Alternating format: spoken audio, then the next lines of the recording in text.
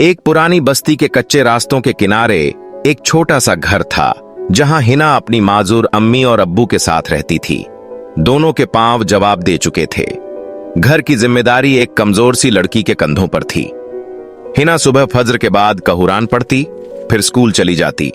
वापसी पर वो मोहल्ले की दुकान से सामान उठाकर लोगों के घरों तक पहुंचाती ताकि कुछ पैसे कमा सके।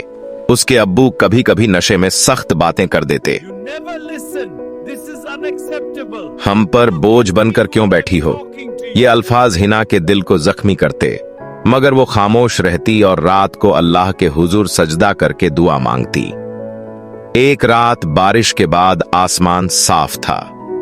हिना छत पर बैठकर दुआ कर रही थी कि अचानक हल्की सुनहरी रोशनी चमकी। उस रोशनी से जुजुली मैजिक फेयरी नमूदार हुई। जुजुली ने नरमी से कहा, हिना, सब्र करने वालों के लिए अल्लाह ने हमेशा अच्छा वक्त रखा होता है, हिम्मत न हारना। अगली शाम अचानक घर में आग लग गई जब चूल्हा उलट गया। हिना ने घबराहट के बावजूद हिम्मत की, अम्मी और अब्बू को व्हील चेयर समेत बाहर निकाला और लोगों को मदद के लिए बुलाया।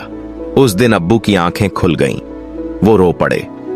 बेटी, आज समझ आया तुम हमारी रहमत हो, बोझ नहीं, मुझे माफ कर दो। उन्होंने उसी दिन नशा छोड़ने का अहद कर लिया। चंद महीनों बाद एक फलाही इदारा ने हिना की मेहनत देखकर उसकी तालीम की जिम्मेदारी ले ली। अब्बू ने भी घर बैठकर काम शुरू कर दिया। स्कूल के स्टेज पर जब हिना को इनाम मिला तो उसके अब्बू ने कहा, मेरी बेटी ने मुझे सब्र और शुक्र का रास्ता दिखाया है। सबक: अल्लाह के नजदीक असल ताकत सब्र और नेक नियत में होती है। जो अल्लाह पर भरोसा करता है, अल्लाह उसके लिए रास्ते खोल देता है।